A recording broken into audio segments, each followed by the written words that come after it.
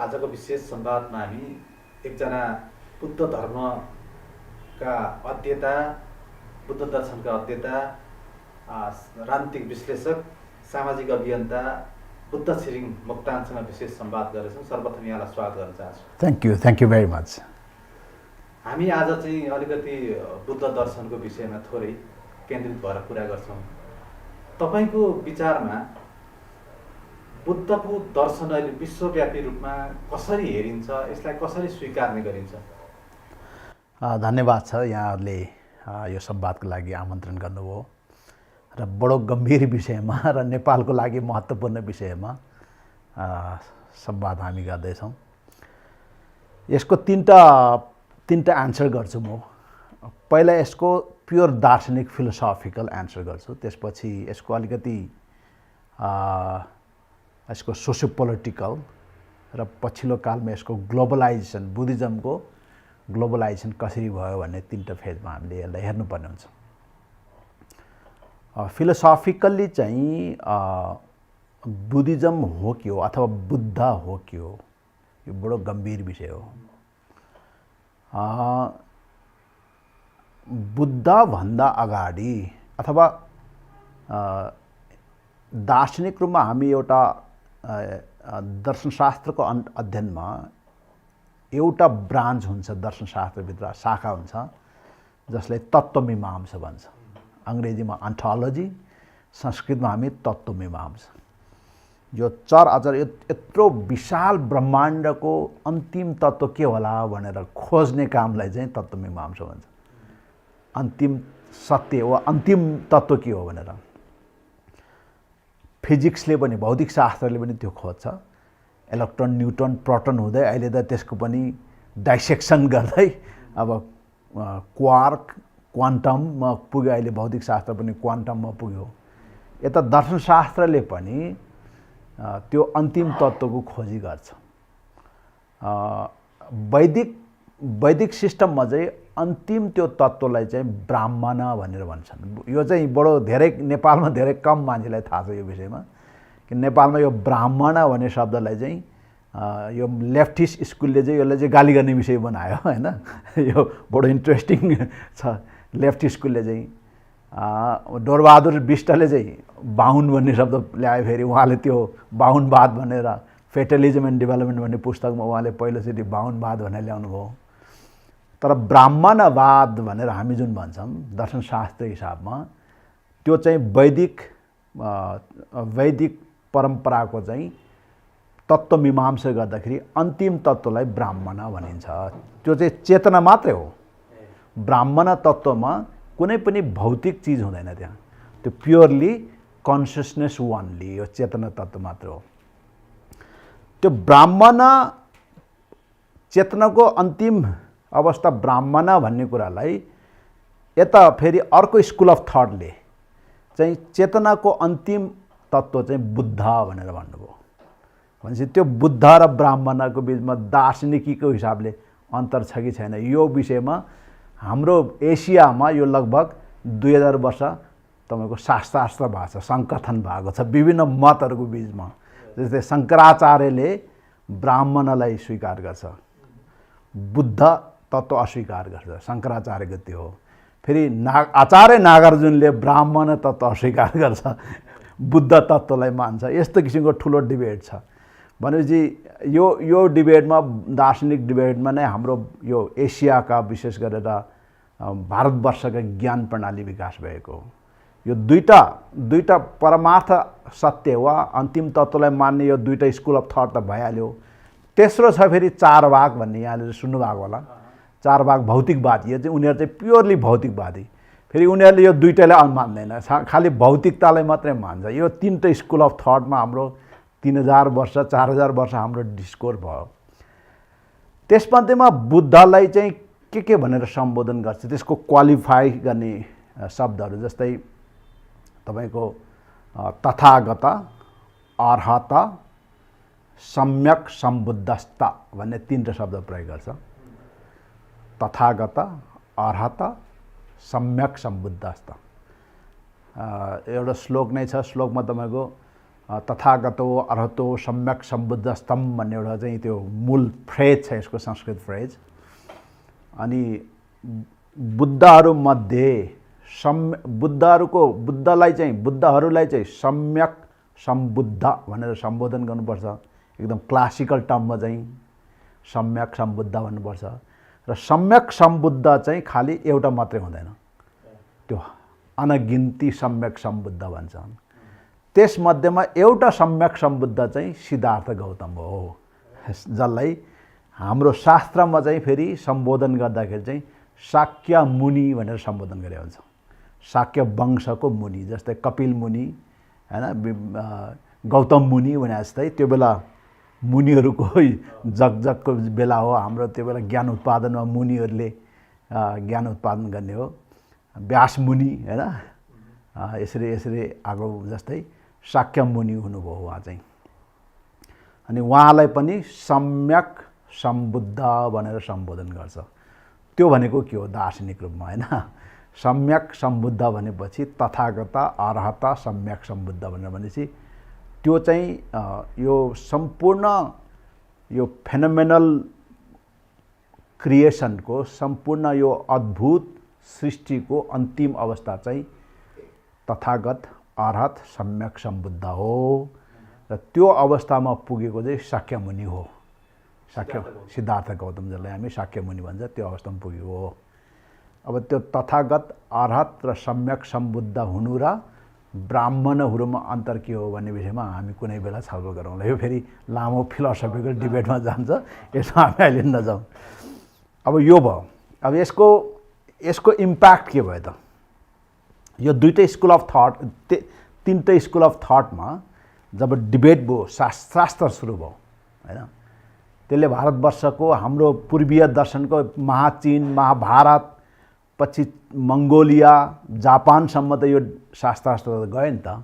यो ज्ञान प्रणाली त फैलिएर गयो नि। यो त पहिल्यै फैलेको हो नि त जापानसम्म त हैन। भनौँ न लगभग 10औं 11औं शताब्दीतिरबाट त जापान समेत प्रवेश भइसकेको थियो। यो कोरिया पनि यही सिस्टमभित्र, यही ज्ञान प्रणालीभित्र डिबेटमा आइसकेको थियो। त्यो हुँदाखेरि चाहिँ त्यसमा एउटा ठुलो ताकत थियो, एउटा रेभोल्युसनरी मुभमेन्ट थियो। एसियाको चाहिँ यो एक्सपान्सन अफ बुद्धिज्म चाहिँ यता सोसल, पोलिटिकल एन्ड इकोनोमिक समेत रेभोल्युसनरी मुभमेन्ट थियो। सोसल रेभोल्युसन कसरी भयो भने यसले बुद्धिज्मले चाहिँ त्योभन्दा अगाडि विभिन्न समाजमा भएको यो उच्च नीचको विभाजनलाई उसले अस्वीकार गर्यो। जापानदेखि चाइनादेखि पनि उच्च नीच, खालि भारतवर्षमा मात्र यो उच्च नीचको जातको हिसाबले मानिस उच्च नीच भन्ने थिएन। भारतवर्षमा त थिँदै थियो, त्यो बाहेक अरू ठाउँमा पनि थियो। त्यो मानिसलाई उच्च र नीचा लेभलमा राख्ने जुन सेग्रिगेसन गर्ने जुन त्यो बेलाको प्र्याक्टिस थियो, त्यसको विरुद्धमा बुद्धिज्मले चाहिँ एउटा सोसल रेभोल्युसन गरेकै हो एसियाभरि हैन। अनि त्यसपछि दोस्रो यसले के गर्यो भने त्यो सोसल रेभोल्युसन पछि पोलिटिकल रेभोल्युसन भयो। किनभने नीचा भनेका जातिका मानिसहरू पनि राजा बन्न पाए, शासक बन्न पाए। त्यो ठुलो यो पावरको भर्टिकल मोबिलिटी, हरिजेन्टल मोबिलिटी त एक ढङ्गले चलिरहेको थियो, हरिजेन्टल भर्टिकल मोबिलिटी छँदै थिएन। बुद्धिज्मले चाहिँ भर्टिकल मोबिलिटीलाई एकदम स्पेस खोलिदिएको बुद्धिस्ट एक्सपान्सनले।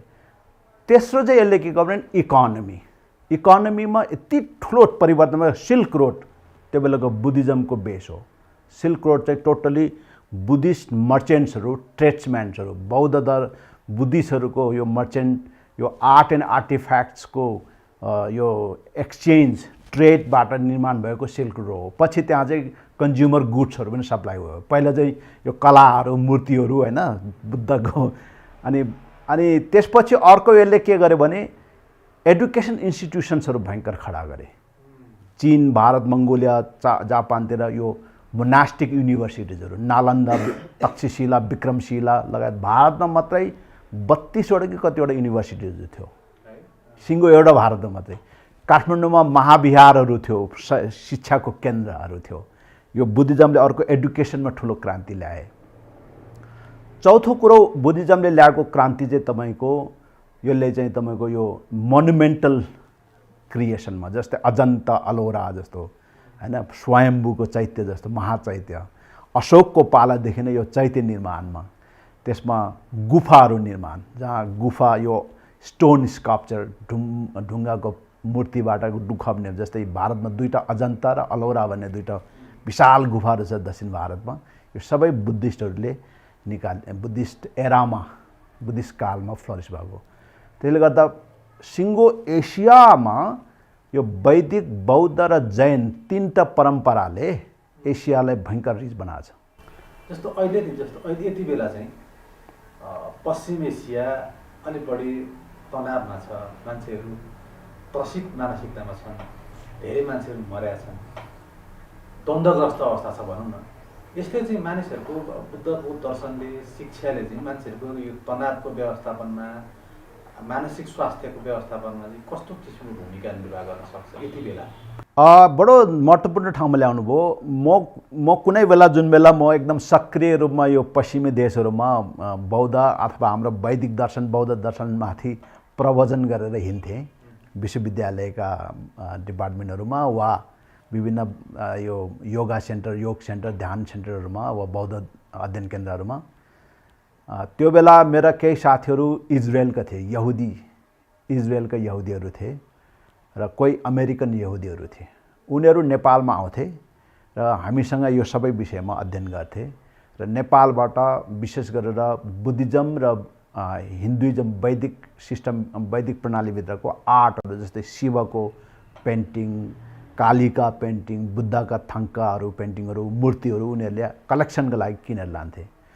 अनि त्यो मध्ये मेरो एकजना यहुदी साथीले के भन्थ्यो भने यो सबै कलेक्सन हामीले किन गरेको भने कुनै बेला यो मिडल इस्टमा भयङ्कर युद्ध हुन्छ, यो क्रिस्चियनिटी र इस्लामको बिचमा भयङ्कर द्वन्द्व हुन्छ, ज्युज क्रिस्चियन र इस्लामको बिचमा भयङ्कर झगडा हुन्छ, युद्ध हुन्छ। त्यो बेला मान्छेमा एउटा ठुलो एउटा नैराश्यता आउँछ त्यो द्वन्द्वको कारणले गर्दा। अनि त्यो बेला मान्छेले फेरि शान्ति खोज्छ, शान्ति खोज्दाखेरि रिलिजियसली बुद्ध खोज्छ। त्यो बेला चाहिँ यो आर्ट, त्यो बेला त्यो मार्केटमा म बिक्री गर्छु भनेर भन्थेँ कि त्यसरी सोचेको थियो। भन्नु मतलब अहिले हाम्रो जस्तै इजरायलमा पनि, अरब कन्ट्रीमा त मलाई थाहा छैन, तर यहुदीहरूको देश भनेर भनेको इजरायलमा चाहिँ बुद्धिस्ट स्टडिज अहिले वान अफ द की विषय भएको छ, एकदम मुख्य विषय भएको छ। जस्तै त्यहाँको युनिभर्सिटिजमा तपाईँको मलाई लाग्छ अन्डर ग्रेजुएट प्रोग्राम र graduate program, masters degree program, PhD program तपाईँको इजरायलमा अफर गर्छ, त्यो छ।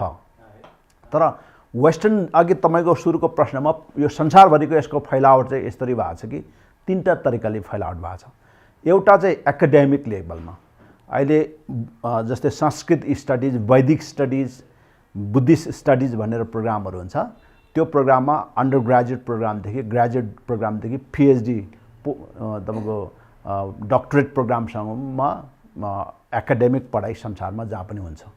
रसियामा त यो लेनिनग्राड युनिभर्सिटीमादेखि लिएर, इस्टर्न युरोपको युनिभर्सिटीहरू लिएर, हार्वर्ड, केम्ब्रिजदेखि लिएर, अनि यो धेरै ठाउँमा अब साउथ एसियन युनिभर्सिटिजहरूमा त हुने नै भयो। अनि जस्तै काठमाडौँ युनिभर्सिटीमा पनि प्रोग्राम छ, अनि हाम्रो लुम्बिनी विश्वविद्यालय नै छ, या त तपाईँको अहिले त्रिभुवन विश्वविद्यालय पनि प्रोग्राम छ, महेन्द्र संस्कृत विश्वविद्यालयमा त औपचारिकमै झन् पढाइ हुन्छ। र यो सबै यो अध्ययनमा एकाडेमियामा चाहिँ बुद्धिस्ट स्टडिज र संस्कृत स्टडिज चाहिँ वान अफ द रिलिजन स्टडिजभित्र सबभन्दा बढी हो। बुद्धिस्ट स्टडिजमा विद्यार्थीहरू धेरै हुन्छ, क्रिस्चियन स्टडिज वा इस्लाम स्टडिज भन्दा पनि बुद्धिस्ट स्टडिजमा विद्यार्थी बढी हुन्छ। यो संसारभरिको सवालमा भयो। अर्को चाहिँ संसारभरिमा यो बुद्धिस्ट सेन्टर्सहरू धेरै छ। त्यसले गर्दा अघि तपाईँले भन्नुभएको प्रश्नमा जुन यो अहिलेको माइन्डलाई जुन पेसिफाई गर्ने, हैन, यसलाई माइन्डलाई शान्त बनाउने, पेसिफाई गर्ने सवालमा चाहिँ बुद्धिज्मको सबभन्दा, बुद्धिस्ट मेथड चाहिँ सबैभन्दा इफेक्टिभ मेथड हो। त्यो मेथड चाहिँ अहिले संसारमा धेरै ठाउँमा यसको एडप्ट गरेको छ। इभन तपाईँको साइन्टिस्ट द कम्युनिटीले, वैज्ञानिकहरूको समूहले पनि, मिलिट्रीका हाई र्याङ्किङ अफिसर्सहरूले पनि, किनभने मिलिट्रीका ग्लोबल मिलिट्री यो इन्स्टिट्युसन्सहरूका हाई र्याङ्किङ अफिसरलाई त माइन्ड त एकदम फर्म चाहियो, दृढ चाहियो, त्यस्तोमा पनि यो विपश्यना जुन हाम्रो बौद्ध दर्शनले सिद्धार्थ गौतमले नै बनाउनु भएको विपश्यना ध्यान प्रणाली चाहिँ संसारभरि अहिले धेरै प्रचारित भएको छ। जस्तै हाम्रो समाज चाहिँ अहिले अलिकति बढी भौतिकवाद होइन, अझ भनौँ उपभोक्तावादमा पनि बढी व्यस्त अभ्यस्त छ भनौँ न। यस्तो यो समाजमा चाहिँ हाम्रो बुद्ध दर्शनको जुन मध्य मार्ग भन्छ होइन, त्यो चाहिँ कतिको उपयोगी लाग्छ तपाईँलाई, कतिको सान्दर्भिक छ? अब यसमा त यसको हाम्रो मोडर्नाइजेसनको प्रोसेसको जुन ट्रेजेक्ट्री हामीले हेऱ्यो भने, यसको प्रक्रिया हेऱ्यो भने, आधुनिकीकरणको प्रक्रिया हेऱ्यो भने त्यो हाम्रो मोडर्नाइजेसन प्रक्रिया चाहिँ entirely driven by the left idea होइन। बिपी कोइरालाले आफूलाई प्रजातान्त्रिक समाजवादी भन्नुभयो, त्यो सेन्टर लेफ्ट भयो आइडियाको हिसाबले होइन। पुष्पलालले आफूलाई मार्क्सवादी भन्नुभयो प्रारम्भबाट नै, त्यो त प्योरली लेफ्ट आइडिया भयो। सो लेफ्ट र सेन्टर लेफ्टको डोमिनेन्स भयो, यहाँ दबदबा भयो। र यो लेफ्ट र सेन्टर लेफ्ट जुन आइडिया यहाँ नेपालमा साहित्यबाट, सङ्गीतबाट, कलाबाट, मोडर्न आर्टबाट, लिट्रेचरबाट, युनिभर्सिटीको पेडागोजीबाट होइन, सबै ठाउँबाट यो 70 वर्षमा जुन एकदम नेपालमा एकदम म्यासिभली यहाँ प्रवेश भयो नि, त्यसरी प्रवेश गरायो कि त्यसमा हाम्रा सबै कुरालाई तिरस्कार गरेर बन्यो। त्यो नेगेसन चाहिँ के, हाम्रो कुरालाई नेगेसन गरेर, हाम्रो एन्सियन्ट विजडम प्रणालीदेखि, प्रज्ञाको प्रणालीदेखि, सनातन प्रज्ञाको प्रणालीदेखि हाम्रा सबै कुरालाई नेगेट गरेर, निषेध गरेर अर्को कुरा यहाँ युरोपियन ज्ञान प्रणालीलाई स्थापित गर्ने यो 70 वर्षको मोडर्नाइजेसन प्रोजेक्ट हाम्रो यहाँ भयो। त्यो एकदमै डेट्रिमेन्टल छ हाम्रो समाजको लागि, एकदमै खतरनाक एन्टरप्राइज भयो यो मोडर्नाइजेसन प्रोजेक्ट चाहिँ होइन। डेभलपमेन्ट भन्ने पनि त्यो प्रोजेक्टै हाम्रो लागि चाहिँ एकदम खतरनाक एन्टरप्राइज भयो।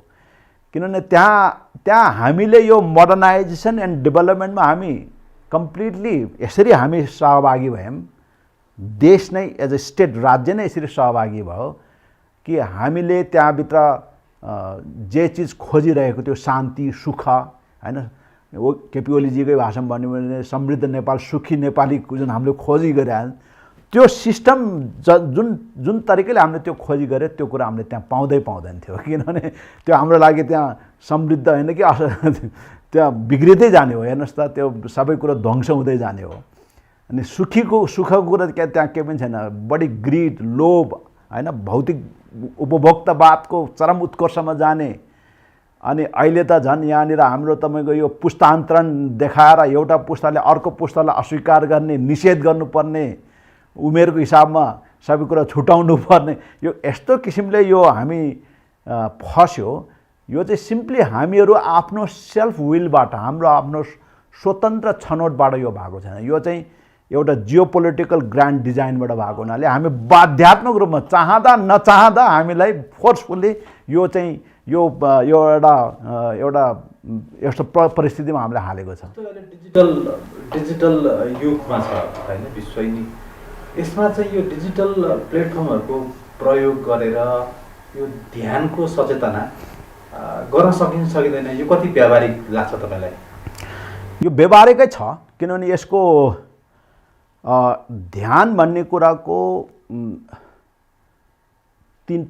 3-4वटा डाइनामिकमा यो हुन्छ।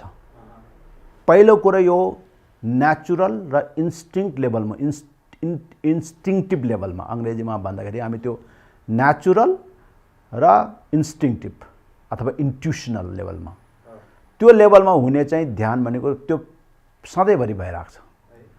त्यो ध्यान भनेको कुनै पनि कुरामा विशेष कन्सन्ट्रेसन गर्ने होइन। जस्तै यो तपाईँ र मेरो संवादमा एउटा ध्यान चलिरहेको छ, प्रश्न, तपाईँले प्रश्न पनि एकदम आफ्नो बुद्धिलाई एकदम इन्भल्भ गराएर होइन, आफ्नो इन्टेलिजेन्सलाई, इन्टेलिजेन्सलाई एकदम इन्भल्भ गरेर प्रश्न आर्टिकुलेट गरिरहनु भएको छ, म पनि एन्सर त्यसरी नै गरिरहेको छ।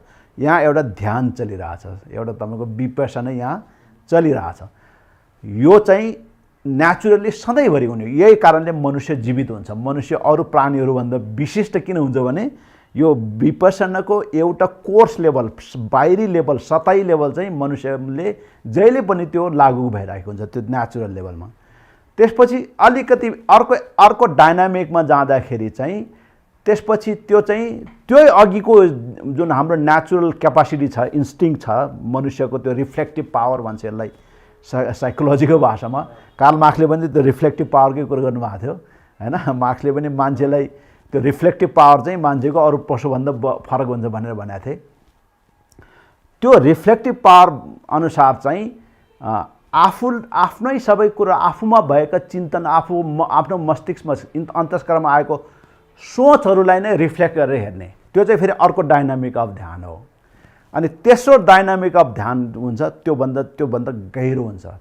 त्यो चाहिँ फेरि त्यसको लागि चाहिँ गुरु नै चाहिन्छ, मन्त्र चाहिन्छ, विधि अलिक कडा हुन्छ हैन, त्यसमा अनुशासन पालन गर्नुपर्ने हुन्छ। त्यो तेस्रो लेभलको ध्यान पर्ने भन्छ। यो तीनटा लेभलको ध्यान मध्येमा पहिलो लेभलको ध्यान त नेचुरली भइरहन्छ। दोस्रो लेभलको ध्यान गर्नको लागि मान्छेलाई आकर्षित गर्नको लागि चाहिँ यो डिजिटल प्लेटफर्म, सूचना प्रविधि, युनिभर्सिटीको क्लास, अहिले तपाईँ र मेरो संवाद यी सबै चाहिँ सहयोगी हुन्छ। अर्को कुरा मलाई हजुरसँग आज कुरा गर्न मन लागेको चाहिँ अब हाम्रो नेपाल मात्रै होइन, विश्वकै राजनीति ध्रुवीकरणतर्फ जस्तो देखिन्छ होइन। अहिंसा, द्वन्द्व भएको छ। यस्तो बेला चाहिँ यो करुणा र यो अहिंसालाई चाहिँ मुक्त गर्न के गर्न सकिन्छ? बुद्धको दर्शनले होइन, बुद्धको शिक्षाले अझ बढी के गर्न सक्ला? हजुरलाई के लाग्छ? यो सम्भव छ। धेरै मान्छेले असम्भव भन्छ हैन। संसारमा दुईटा मत पहिला हजारौं वर्षदेखि छ, the pacifist line and the violent हैन, हिंसा र अहिंसाको लाइन। पैसिफिज्म यो शान्तिको लाइन चाहिँ खालि बौद्धहरूमा मात्रै छैन, क्रिस्चियन र इस्लामले पनि सबै धर्महरूमा यो शान्तिको मार्ग भनेर आफूलाई दाबी गर्छ। तर जुन किसिमको समाज जसरी अन्तर्द्वन्द्वित भइरहन्छ, जुनसुकै कालमा होस्, वर्तमानमा होस् र विगतको कालमा होस् र आउने भविष्यको कालमा पनि समाजको एउटा डाइमेन्सन के हो भने, समाजको एउटा डाइमेन्सन के हो भने त्यो जहिले पनि अन्तर्द्वन्द्वित भइरहन्छ। त्यो दार्शनिक रूपमा कार्ल मार्क्सले सबभन्दा बढी त्यही अन्तर्द्वन्द्वमा उहाँले बढी खेल्नु, उहाँले एनालाइसिस गर्नुभएको। अनि त्यो अन्तर्द्वन्द्व मात्रैसँग हुँदैन समाज, त्यो डाइभर्जेन्ट र कन्फ्लिक्ट मात्रै हुँदैन समाज। त्यही भित्र इन्हेरेन्टली त्यो अन्तर्द्वन्द्वभित्र नै इन्हेरेन्टली कन्भर्जिङ पनि भइराखेको हुन्छ, एकरूपता पनि निर्माण भइरहेको हुन्छ। र त्यहाँ त्यो एकरूपताले मानिसमा एउटा तपाईँको शान्तिको परिस्थिति, त्यहाँ पेसिफिकेसन प्रोसेस पनि त्यो समाजमा साइमल्टेनिटीमा एकैपटक चलिरहेको हुन्छ। अब त्यही भएर समाजका नेताहरूले, नेतृत्वहरूले, कुनै पनि समाजका, विश्व समाजका नेतृत्वहरूले हुनुहोस् वा समाजका नेतृत्व, पावरफुलहरूले, शक्तिशालीहरूले त्यो अर्को डाइनामिकलाई ज्यादा पक्रिनुपर्छ। कहिलेकाहीँ पावरफुलहरू चाहिँ गलत पर्यो भने उसले चाहिँ यो द्वन्द्वको डाइनामिकलाई ज्यादा पक्रिन्छ। जस्तै अहिले डोनाल्ड ट्रम्पले जसरी गरिरहेछ, ऊ चाहिँ त्यो कन्फ्लिक्ट डाइनामिकलाई ज्यादा पक्रिन्छ। यो चाहिँ ट्याक्टिकल कुरा हो, यो स्थायी कुरो पनि होइन, समाजको स्थायी चरित्र पनि होइन यो। तर समाजको स्थायी चरित्र चाहिँ शान्ति नै हो, त्यो पिसफुल डाइनामिक, कन्भर्जन डाइनामिक नै हो र the dynamic of conversion and peace नै हो। तर के भन्छ भने फेरि एउटा पिरियडमा चाहिँ समाजमा फेरि यो द्वन्द्वको एस्पेक्ट चाहिँ आइरहन्छ। र अहिलेको समय चाहिँ यो 21औं शताब्दीको वर्तमान समय चाहिँ कन्फ्लिक्टको डाइमेन्सन बढी ज्यादा प्रभावी भएको समय हो। र त्यहाँ चाहिँ यो किन हुन्छ त? यो बडो महत्त्वपूर्ण कुरो हुन्छ दार्शनिकीको हिसाबले। यहाँनिर हाम्रो नेपाली राजनीति अहिले रणभुल्लमा परेको छ, धेरै विश्व राजनीति यसमा रणभुल्लमा परेको छ। यो चाहिँ किन हुन्छ भने एउटा समयमा एउटा ज्ञान प्रणालीले मानिसलाई तपाईँको विजडम लाइट, तपाईँको प्रज्ञाको प्रकाश दिइराखेको हुन्छ। र त्यो ज्ञान प्रणालीले जब सीमामा पुग्छ, त्यो ज्ञान प्रणालीले जब एउटा सीमामा पुग्छ, उसले प्रदान गर्ने विजडम लाइट, प्रज्ञाको प्रकाश सीमित हुन्छ। त्यसपछि समाज अर्को चरणमा जानुपर्ने हुन्छ। त्यो बेला अर्को ज्ञान प्रणाली फेरि निर्माण गर्नुपर्ने हुन्छ। त्यो अर्को ज्ञान प्रणाली निर्माण नहुन्जेलको अवस्थाको ट्रान्जिसन पिरियड, यो तपाईँको अन्तरिम काल जुन एकदमै कस्मोलोजिकली यो युनिभर्सली आउने जुन एउटा अन्तरिम काल हुन्छ, ट्रान्जिसन टाइममा चाहिँ तपाईँको द्वन्द्वको फ्याक्टर चाहिँ फेरि प्रभावी हुन्छ। तर त्यहीँभित्र फेरि हेर्दा तहमा द्वन्द्वको प्रभाव फ्याक्ट्री, द्वन्द्वको डाइनामिजम प्रभावी देख्दा पनि मनुष्यहरूले त्यो फेरि अन्तर्निहितमा चाहिँ फेरि त्यो तपाईँको नयाँ ज्ञान उत्पादन गर्ने र नयाँ प्रज्ञाको प्रकाश निर्माण गर्ने काम गरिरहेको हुन्छ। अहिले हाम्रो लागि सुखद कुरा चाहिँ के छ भने सारा विश्व पश्चिमी समाजले पनि अहिले हाम्रो पूर्वीय दर्शन, विशेष गरेर वैदिक, बौद्ध, जैन, कन्फ्युसियस, दाओइजम, सिन्तोइजम, यो पूर्वको डोमिनेन्ट फिलोसफिकल सिस्टमबाट र त्यसभित्रबाट तपाईँको नयाँ प्रज्ञाको विकास गर्ने र त्यसको आधारमा फेरि विश्वलाई नयाँ तपाईँको विजडम लाइटबाट प्रज्वलित गर्ने काममा चाहिँ फेरि अन्तर्निहितमा एउटा काम भइरहेछ। र योपल्ट very interestingly after 200 years of 200 वर्षको इतिहासपछि, लगभग 400 वर्षको इतिहास भनौँ, तर पोलिटिकली 200 वर्ष, एपिस्टिमोलोजिकली वा फिलोसफिकली 400 वर्षको समयमा फेरि हाम्रो यो पूर्वीय ज्ञान प्रणाली नै फेरि प्रदान हुने भयो। मैले दुईवटा शब्द बनाएको छु, दार्शनिक रूपमा 400 वर्षपछि, राजनीतिक रूपमा 200 वर्षपछि यो दुईवटा अवस्था आएको छ। र त्यो यो कुरा चाहिँ पश्चिमाहरूले पनि, संसारका विश्वका अन्य यो भारतवर्षका बाहेक पनि बाहिरकाहरूले पनि, विशेष गरेर पश्चिम र अफ्रिकाका देशहरू, ल्याटिन अमेरिकाका देशहरूले पनि यो कुरामा चाहिँ अहिले ठुलो आशा जगाएर बसेका छ। नव पुस्ताका युवाहरूलाई बुद्धको शिक्षासँग, बुद्धको दर्शनसँग जोड्न चाहिँ कस्ता माध्यमहरू उपयोगी होलान्? जस्तो पाठ्यक्रमका कुराहरू होलान्, डिजिटल प्लेटफर्मका कुराहरू होलान्, माध्यमहरू कुन माध्यम मार्फत उनीहरूलाई हामी बुद्धको शिक्षासँग जोड्न सक्छौँ? सक्सेसफुल्ली त सबभन्दा त डिजिटल प्लेटफर्म नै हो। अहिले तपाईँको यसमा आर्टिफिसियल इन्टेलिजेन्स सबभन्दा पावरफुल छ अहिले, किनभने उसले सबै कुरो आर्टिकुलेट गरेर दिन्छ हामीलाई, होइन? आर्टिफिसियल इन्टेलिजेन्स भयो, डिजिटल प्लेटफर्म भयो, र अर्को चाहिँ यो एडुकेसन इन्स्टिट्युसन्सहरू, विशेष गरेर स्कुल एन्ड युनिभर्सिटिजहरू। अब पश्चिमी देशमा चाहिँ एकदम वेल स्ट्रक्चर छ, त्यहाँको युनिभर्सिटिजहरूले यति राम्रा प्रोग्रामहरू अफर गर्छ, होइन? पश्चिमी सबै देशहरूमा, विशेष अमेरिका र युरोपमा, रसियामा पनि अहिले राम्रा अफर गर्छ, प्रोग्रामहरू अफर गर्छ। एसियामा बरु त्यो छैन, होइन? यहाँको युनिभर्सिटिजहरूले, विश्वविद्यालयहरूले त्यस्तो प्रोग्राम अफर गर्दैन। बनारसमा बनारस हिन्दू विश्वविद्यालय छ, नेपालमा महेन्द्र संस्कृत विश्वविद्यालय छ, त्यति सक्सेसफुल युनिभर्सिटिजहरू होइन नि त। नेपालमा सबभन्दा राम्रो त काठमाडौँ युनिभर्सिटी नै छ अहिलेसम्म यो यस्तो प्रोग्राम अफर गर्नेमा। यो लिबरल आर्ट्सभित्र पर्छ वा यो विशेष गरेर आर्ट संकाय, कला संकायभित्र अध्ययन हुन्छ यो विषय, कला वा शिक्षा संकायभित्र पर्छ, प्रायः जसो कला संकायभित्र नै पर्छ, लिबरल आर्टभित्र नै पर्ने हो। त्यसैभित्र तपाईँको जस्तो अन्य जति जुन मात्रामा समाजशास्त्र, मानवशास्त्र, राजनीतिशास्त्र, अर्थशास्त्र लगायत तपाईँको यी विभिन्न विधाहरूमा अथवा जति गहिरो अध्ययन यहाँ हुन्छ, त्यसरी हाम्रो दर्शनशास्त्रमा हाम्रो यहाँ हुँदैन। त्यति नै गर्नुपर्ने हुन्छ। त्यो गरेर एउटा पुस्ता चाहिँ जबरजस्त रूपमा उत्पादन गर्नु पर्यो, युनिभर्सिटिजहरूमा प्रोग्राम दिनु पर्यो, गभर्मेन्टले इन्भेस्ट गर्नु पर्यो। यो चाहिँ यहाँ यो 70 वर्षको जुन हाम्रो लेफ्ट ड्रिभन मोडर्नाइजेसनमा यो कुरालाई त सामन्तवादको अवशेष भनेर एक जुन ढङ्गले हामीले निषेध गर्ने कोसिस गरे नि, त्यो हाम्रो लागि धेरै घाटा भयो। अब त्यो कुरालाई उल्टाउनु पर्यो। अब हामीले यो सामन्तवादको अवशेष होइन रहेछ कि अब 21औं शताब्दीलाई चाहिने विजडम पावर यहीँ रहेछ भनेर फेरि यसमाथि ठुलो लगानी गर्नु पर्यो। अन्तिममा म हजुरसँग अब हामी नेपालीहरू हाम्रो नेपाललाई बुद्ध जन्मेको देश भनेर गर्व गर्छौँ है। यस्तो अवस्थामा यो गर्व गर्नु मात्रै कति उपयोगी, कति चाहिँ सान्दर्भिक छ? अत बुद्धको ज्ञानलाई, बुद्धको दर्शनलाई, बुद्धको शिक्षालाई विश्वव्यापी रूपमा फैलाउनको लागि अझ नेपालले अब यति बेला यो कन्डिसनमा के गर्नु पर्ला? अब दुईटा कुरा प्रश्न गर्नुपर्छ। स्टेटले, राज्यले आफ्नो चरित्र, अब यो स्टेट क्राफ्टिङ र शासन प्रणाली व्यवस्था निर्माणसँग जोडेको विषय हो यो, आजसम्म यो 70 वर्षको मोडर्नाइजेसन प्रक्रियामा 70 वर्षको मोडर्नाइजेसन प्रक्रियामा हामीले व्यवस्था निर्माण गर्ने आइडिया भनेको अरू ठाउँबाट ल्याए हैन। त्यो आइडियाको आधारमा हामीले शासन व्यवस्था निर्माण गर्ने स्टेट क्राफ्ट गर्ने काम गरे। तर अनि त्यो अवधिमा हाम्रा कुराहरू जति पनि हाम्रा 2000-4000 वर्षदेखि हाम्रो ज्ञानको आफ्नो लिगेसी थियो, धरोहर थियो, त्यसलाई चाहिँ कहिलेकाहीँ रेफरेन्सको रूपमा अध्ययन गर्ने। साहित्यकारहरूले पनि संस्कृत चाहिँ पढ्ने, तर कविता चाहिँ मार्क्सवादी दृष्टिकोणबाट नै लेख्ने हैन। हाम्रो मोहन वैद्य किरण जस्तो उहाँको मास्टर्स डिग्री चाहिँ नवन्याय भन्ने एउटा फिलोसफिकल सिस्टममा भएको छ।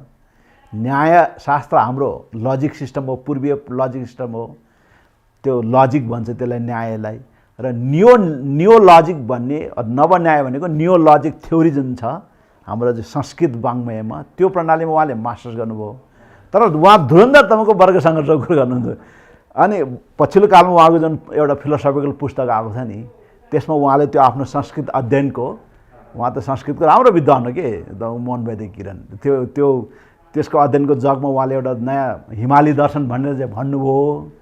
तर उहाँ राजनीतिक रूपमा समाज बदल्ने कुरामा, समाजमा व्यवस्था गर्ने कुरामा चाहिँ सर्वहारा वर्गको अधिनायक हुनुपर्छ भनेर जबरजस्ती अझै पनि बन्दुक पठाउनुपर्छ भने यो किसिमको विरोधाभासी हामी आफै जुन कन्ट्राडिक्सन, आफै एक किसिमको डाइलेमा हाम्रो जुन विरोधाभासमा हामी फस्यो, त्यहाँबाट हामी मुक्त हुनु पऱ्यो। होइन भने हामीले दुःख अझ पाइरहन्छ कि आफ्नै विरोधाभासले आफै दुःखी हुने कुरो भयो नि त। यो त जुन विरोधाभासलाई बुद्धले अज्ञानता भन्नुभयो नि त, अज्ञानताले दुःख ल्याउँछ भन्नुभएको छ नि त उहाँले। यो अज्ञानताबाट हामी मुक्त हुनु पऱ्यो। त्यसको लागि राज्य व्यवस्था बदल्ने कुरामा, राज्य व्यवस्था निर्माण गर्ने कुरामै हाम्रा कुरा चाहिँ खालि अर्नामेन्टल, कस्मेटिक अथवा अर्नामेन्टल मात्रै बनाउने हो हैन। बाबुरामजीले पनि बारम्बार संस्कृतको श्लोक भन्नुहुन्छ अन्तर्वार्ताको बिचमा। आजकल त सबैले रातो टिका लाउन थाले, गगन थापाहरूदेखि सबैले हैन।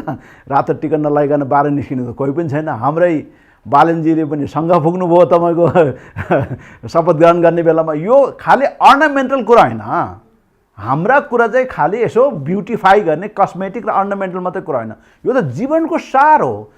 समाज व्यवस्था, यसलाई हामी स्टेट क्राफ्ट र सोल क्राफ्ट भन्छ, दुईवटा शब्द छ अङ्ग्रेजीमा। स्टेट क्राफ्ट भनेको समाज व्यवस्था निर्माण गर्ने, सोल क्राफ्ट भनेको आफूलाई निर्माण गर्ने। यो दुईटै कुरामा हाम्रो ज्ञान प्रणाली जस्तो सशक्त र भरपर्दो ज्ञान प्रणाली संसारमा छँदै छैन। त्यो तहमा ल्याउनु पर्यो भन्ने कुरा चाहिँ मेरो दाबी हो। मेरो अभियान चाहिँ त्यहाँनिर हो। त्यहाँले त्यो अवस्थामा आएपछि हामीले सच्चित आनन्द, त्यहाँनिर जब त्यो सत हामीलाई थाहा पाउँछ, सत भनेको सत्य भयो, चित भनेको थाहा पाउनु, आनन्द, त्यसपछि आनन्द आउँछ नि त। अहिले त बालनजी पनि आनन्द छैन, सबै प्राप्त भयो, आनन्द छैन। प्रचण्डजी पनि सबै प्राप्त भएको, आनन्द छैन। किनभने सत नै छैन नि त।